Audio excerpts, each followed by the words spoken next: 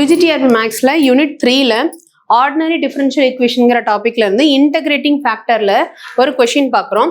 Find the integrating factor of dy by dx minus y cot x is equal to sin x. So இதில் integrating factor என்னங்கிறது இந்த ஈக்குவேஷனுக்கு நம்ம find பண்ண போகிறோம். இந்த என்ன ஃபார்மில் இருக்குது அப்படின்னா dy by dx plus py is equal to qங்கிற ஃபார்மேட்டில் இருக்குது. ஸோ இந்த ஃபார்முக்கான இன்டகிரேட்டிங் ஃபேக்டரோட ஃபார்முலா என்ன அப்படின்னா e to the power integration of p dxங்கிறது அந்த ஃபார்ம். ஸோ இதில் பியோட வேல்யூ இங்கே என்ன இருக்குது மைனஸ் காட் எக்ஸுங்கிறது தான் நமக்கு பி.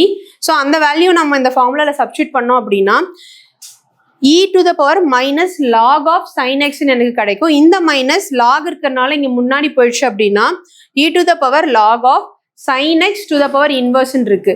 ஸோ eu லாகும் கேன்சல் ஆச்சுன்னா remaining 1 by sin x. So 1 by sin x ஓட value cosecant x. That is option B is the correct answer.